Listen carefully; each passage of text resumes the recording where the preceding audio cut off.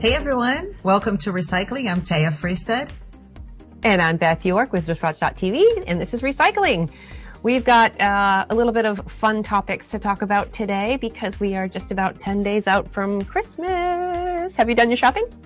I have done a lot of online shopping for the kids though. Nothing for me yet or, the grown-ups.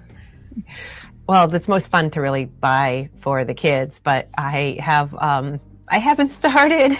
Yikes. Yeah. So Amazon's going to be my friend, my very, very, very, very close friend. I'm going to ship it all to the office so that no one can see it at home. That's a good idea. Yeah. I mean, I wish that maybe I'll find someone else's office to ship it because my office is kind of far away. So maybe I can find a closer office to have it not come through the door. What's on your list, Theia, for you personally? What's on your Christmas list? I actually had an early gift already, and it's the computer that we're using right now for the show. Oh, ho, ho, ho. Yes.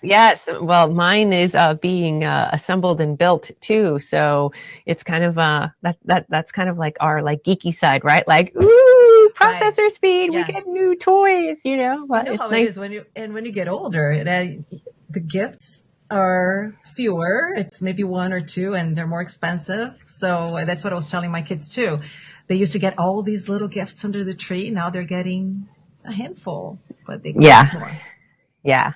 Well, they definitely, just the current age that my kids are, it's sort of like the toys that they get or the things that they get are less disposable. And that's kind of, we're trying to do the memory thing instead of the, the items, trying to help them with memory. So we got a puppy. That's one thing. That's awesome. I know. Yeah. And she's gorgeous. And she's going to be so big. Oh, yep. That'll be my new pain cave compadre.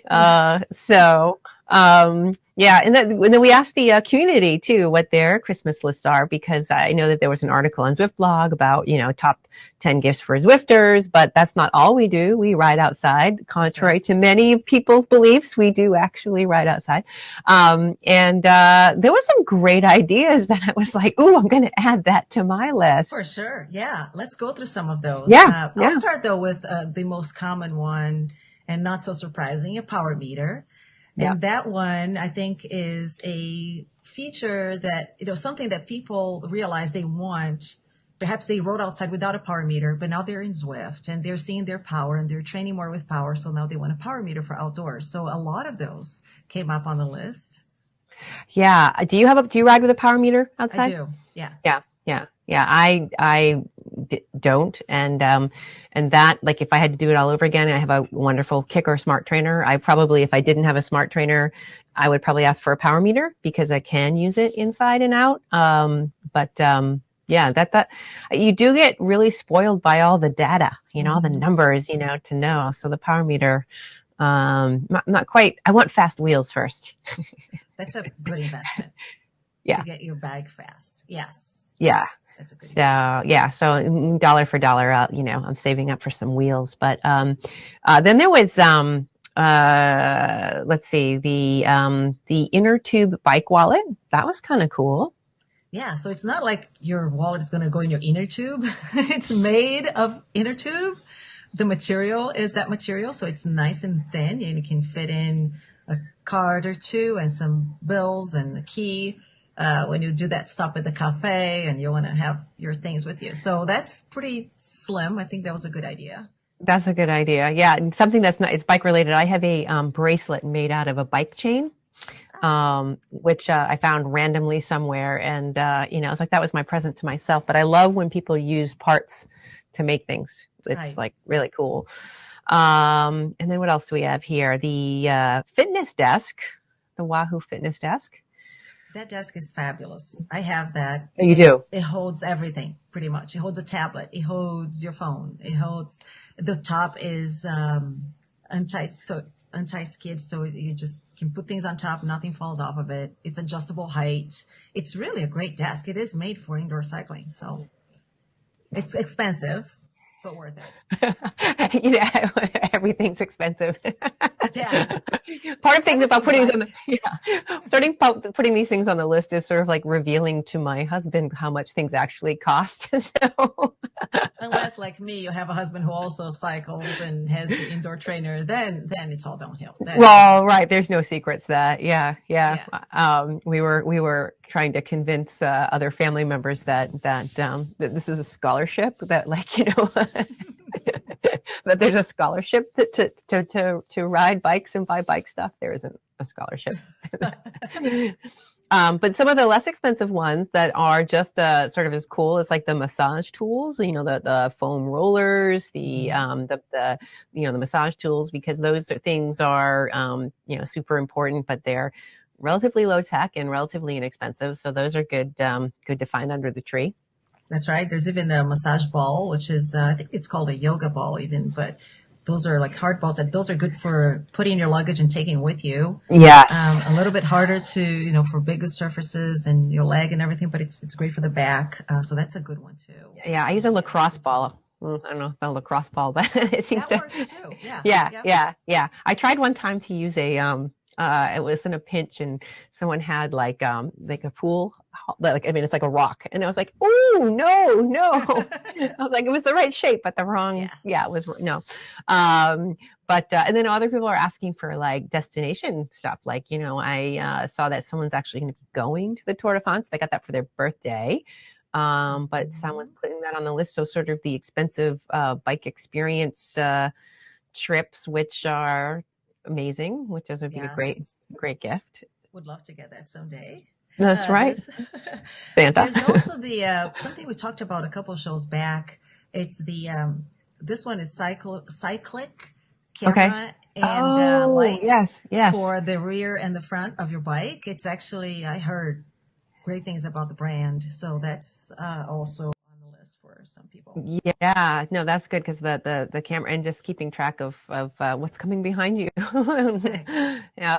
And then I think the Garmin. Yeah, more people wanted a Garmin, so more technology. And this was interesting, the rear wheel and cassette, so that you don't have to change your tire every time you want to ride outside, so that you just like hot swap. Yep. If you don't have the trainer that you connect your bike straight to the trainer, you still use the rear wheel, right? So then that's when you use it. Yeah, right. Yeah. I mean, that when I was making my decision, that's why I got one. I was lucky enough to find one on sale, but to get that I could take my wheel off and put it back on, because I'll pay more for the trainer and not buy the wheel. But that's like when you do have a wheel on trainer, I think that makes a lot of sense. Just ease to go in and outside. Sure. Yeah. But I think the best one was really, and we both commented on this one, was I think the best sort of gift you can ask for and receive is time.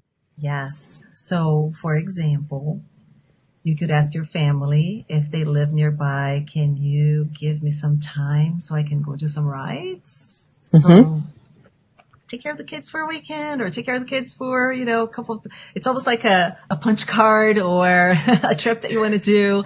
You get help, so you have time to do what you love. That's a great one. Yeah. And I mean, that's like the support, right, in the form of time, because when you're training for something and, you have to go, ride a particular course, last year I had a lot of support from my family, because I would leave at crack of dawn and, my husband would hold down the fort, and I'd go ride up and down a mountain a few times and then come home. And, that's kind of a luxury to just be able to, punch out and come back in. And, we try to reciprocate with those types of things. But time is, especially from like the grandparents and stuff, if they are nearby, they want to spend time with your children. So it's kind of a win-win. I have family living far away. And so if I want to do that, I have to pay for a sitter. And let's face it, it's not very easy to find a sitter who is willing to come in on a Sunday at 6 a.m. No. Nope. Hey, did you see this was something that it's not really on my list, but I'm curious about it because it's not really far along in the product development. The rocket plate. Did you see that? The rocket plate. I was looking at that. I saw the link to it, and it's very intriguing, actually. It's a plate that you put under your trainer, that will allow for movement while you're on your trainer, almost like surfing. Yeah, well, I mean, when your bike is fixed and rigid, we've talked a lot about, and we've heard other people talk about sort of the sprinting technique that you have to take when you're on a trainer, so that you're not, your wheels absorb a lot of that torque motion back and forth when you're out on the road. But when you're on a trainer and it's fixed, you're not really doing that rocking back and forth. So it's a different technique to sprint or come out of the saddle to even climb. It's a little bit different. So I think that in those two circumstances, the rocket gives you a more sort of natural feel of it. Now, I haven't used it, and I think it's a great idea. I'm still one of those people, even though I'm not like a large person, I still worry about my bike being on the trainer. So I don't always aggressively sprint. And so, it'll be interesting. Depending on the type of trainer too, making sure that it's secure to the plate. That won't fall off, because now, for example, I have a trainer on top of plywood and it slides all over the place, and I have to put a yoga mat or something underneath it, and it still slides if I'm sprinting. But I think, the idea of the rocket plate is you're not on rollers, because rollers are, tricky. Yes. I see people. I haven't perfected it on rollers. It's insane. This is wow. It's impressive. Yeah, it's very impressive. So this is sort of like something like that, but you're still fixed. Well, I guess you said it's still in product development, right? Stage. So. Yeah. Well, I mean, it seems like, a couple people have done different designs, and, we've seen on the Facebook pages and stuff that people like, here's an alternative mount. I mean, people get very crafty and have ingenious ideas, and they try stuff, and they're sciencey and mathy, and they can put them together, and it's kind of cool. I thought I was so cool because I created a little plywood platform to put on my treadmill so I can like walk and have my treadmill desk. And my husband teases me about my plywood invention. This is a little more advanced than that, but it'll be fun to see where it happens. And if they have it, they make a list of like, here's the supplies, and here's the plywood, and here's how you attach it. And if you're crafty, I guess you can try it and put it together. So much going on in the world of indoor cycling, and all these new features being added, trainers, features, and rocket plate. Rocket plate. Speaking of indoor cycling, at the end of the year, a lot of people look at their stats for how many miles, how many kilometers they have done throughout the year. If they had a goal, whether they reached that goal. Some people are talking about, I'm going to have to ride, 400 kilometers in the last week because I want to meet my goal. And there's also the split between indoors and outdoors, which is not always easy to get to, because if you have your rides, for example, on Strava, you might be able to. Let's say if you have one bike, it's my case, I have one bike only for indoors, one bike for outdoors. So I just go by bike. Yeah. So we've seen that's the time when people start looking at their mileage. Yeah, for the year. Strava sends a report, and, the Velo Viewer, has a report, and, it is interesting to look at the cumulative time, and that's kind of like that, it's like, the miles and, and the virtual miles are kind of imaginary, but the time certainly is real, right? And, however they accumulate. And, I count all my miles, all of them count towards the total of the year. But I really found, like, in the past year, that I've had a jump in mileage, and it's been both indoor and outdoor, but I don't think, neither would have jumped if I wasn't doing one or the other. Like if I was just riding my bike and not riding indoors, it wouldn't have increased. So yes, more mileage indoors, but also more mileage outdoors. So this, as a cyclist, I've just done more riding this year. And that makes sense because this is the first year that I stopped running. So I had to feel like the time went elsewhere. Yeah. It did. But in proportion, there was people that were sharing sort of how much proportion. There are people who now are riding 100% indoors for whatever reason, whether it's, convenience or fear of the roads or, where they live. I mean, if you live in a, urban area, you can't get out and you don't have a car, you can't really get out of the city to go ride in a place that's fun. You're dodging cars and doors and, if you wanted to do that, you'd be a biker here. I did see some comments too on the message boards and Facebook pages about cyclists who are 100% indoors. Yep. a lot of that too has to do with safety, not only from a standpoint of not wanting to get hit or, living in a busy place, but also if you have a mechanical and you're out there and you don't know exactly what to do, you don't have a group that you ride with consistently, Right. You're going to be on your own. And I actually am working with an athlete who only does cycling indoors. She actually bought a bike specifically for training, and it's 100% indoors. Yeah. And you can have fun with it. So a lot of the also tilting the scales for indoors versus out is quality of workouts. You get good workouts indoors. You get variety. My example is I live in a flat place and I only have this limited route that I can go back and forth. I have to venture on over 2-hour rides for going somewhere interesting so I can see cornfields. But so having the variety in Zwift of mountains and climbing and people around you and all of those things. Yeah.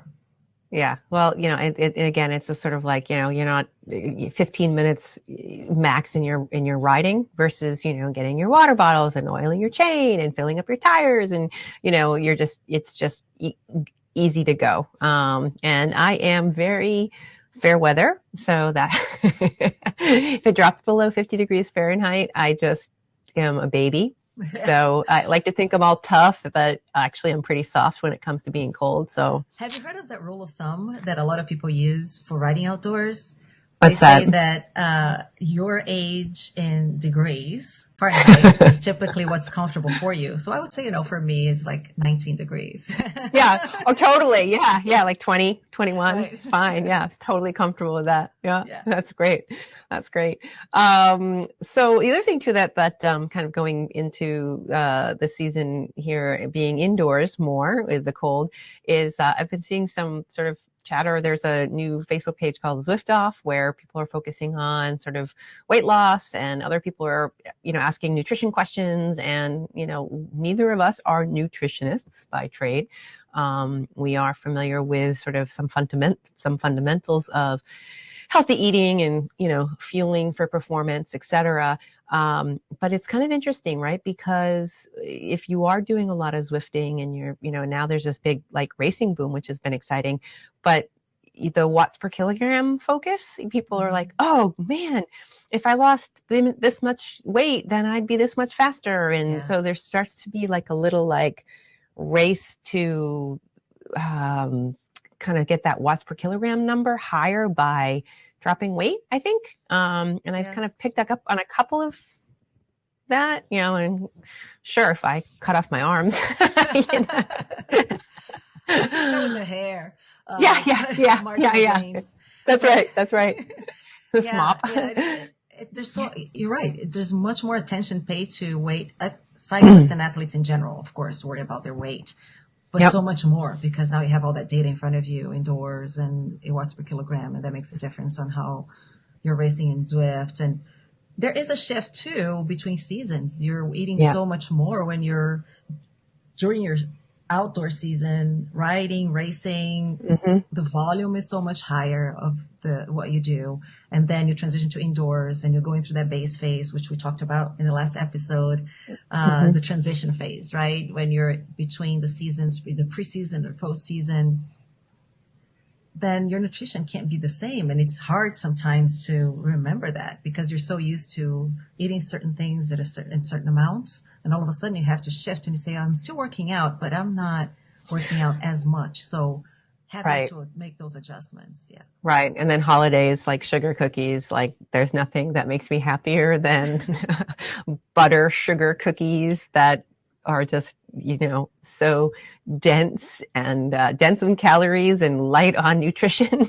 But so it's sort of like a perfect storm of just like sort of like you gotta really focus on it. And I'm not one to count calories. I try to listen to my body and try to pick up on hunger cues because I think that when we're hungry, our body's like asking, for a particular thing. And if it's sugar, if I feel low blood sugar and I'm, having a good week, because sometimes I'm just terrible. But, I try to keep fruit on hand. I try to anticipate my cravings so that I don't reach for, the candy bowl at the office, which like, I don't know, like everybody sends all these like Lindt chocolates and, just all kinds of garbage. And it's just like at the bar in our office. And it's so easy just to walk by and graze. It is. And it's that environment, right? You just get out of a conference call and you're stressed out. You're like, oh, that client sucks. Here, I'm going to have a chocolate right now. Yeah, right. Oh, food is love. It's just there. It's there. Yeah. It's really hard to keep it. There's a great article that one of my colleagues wrote on surviving the holidays. She is a nutritional therapist, but really it's a good common sense article. It's not about, oh, you shouldn't eat this, you should eat that, or you compensate. No, it's a great, I'll post a link to it. It's worth a read. And the counting calories part is interesting. Yeah, I'm not going to get into studies. Like we said, we're not nutritionists by trade. I didn't go to school for it. I know enough from working with my athletes and nutritionists who help my athletes. But the counting calories for me, it's interesting because I tried one of those apps that you count everything and you log everything that you do. Yep. I get hungry doing it. I do because I'm putting the calories and I'm entering food and I'm like, oh yeah. And it makes, you know what it is? It makes me fixated in food. And now I want to eat more. So for me, I'm not cutting calories because I'll just eat more. I'll get hungry. Yeah. Yeah. Well, I bought like I shared, I bought a Fitbit just to kind of keep track of like my sleep and more of my rest, which is, I need something to keep track of, that. But I said, oh, it also will track I can scan in my food. And I did that for 2 days. Like, I'm just going to keep a journal and kind of like be honest about what I eat because I don't keep track. And I put it all down on paper and it was like, oh, wow, I'm really good at eating. So I stopped doing it. I mean, it was like an honesty sandwich, which was fine. I mean, obviously I'm okay. It's not the end of the world, but I didn't find it added value or added any sort of perspective that I could learn from. For me, it's when I'm on point and I'm doing well and I'm not off the rails, which I occasionally go off the rails. It's nutrition density and nutritional timing, right, so that I make sure that like after the workout that I fuel my muscles and restock the glycogen and do all those things right so that we're not at a deficit. And you and I, we've both had kids. We know that when you're pregnant, your body craves certain things, and if you don't give it to it, it takes it from other places. So if you don't get enough calcium, it's taking it from your bones. If you don't get enough protein, it's taking it from your muscles. So those are the things I think about. I work too hard for my muscles to go away. So and it's pretty smart too. The body's smart enough to adjust. If you start starving yourself, the body's going to say, "Oh, this isn't good," and it changes into slow metabolism. So all of a sudden, you're not burning as many calories. It goes into saving mode. It starts to store more. So there's so many. It's common sense, right? Think about things. We all know, I think, that the more natural, the closest to the original state the food is, the better. So, but hey, having fun over the holidays, though. Okay. Yeah. Well, like a week. Does everyone do a week of like off the rails, or do they just do a couple days?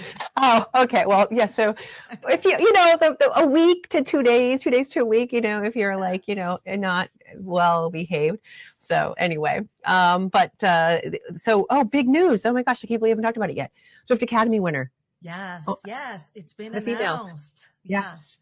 Yes, everybody was waiting. Yes. So her name is Tanya, and I'm going to mispronounce her last name, Ira. She is from Germany, and she has been a triathlete for 15 years. And so she got selected for 2017 Zwift Academy Pro contract with Canyon SRAM. Yeah, all of the women were very strong, but I had a feeling with her background, it looked like she had done some pretty hardcore cycle races, transitioning from being a triathlete into road racing. You know, a lot of times triathletes and, you know, get kind of a bad rap for their handling skills. And but she must have really impressed the team out in Germany when she was there, because they did mountain bike riding. And according to the articles, she hadn't really been on a mountain bike, you know, in a serious way. So, gosh, you know, that's a lot of pressure to show up to that camp and bring your best. And, you know, congratulations, Tanya. Yes, that's awesome. Congratulations. Yeah, it's really awesome. So I think that wraps us up. But then next week, we'll talk about what the goals and resolutions are for the new year. Yep. Yeah. Yeah. For this week, thanks so much for watching. I'm Theia Friestedt with Volume Fit. And I'm Beth York with ZwiftWatch.tv. We'll see you next time.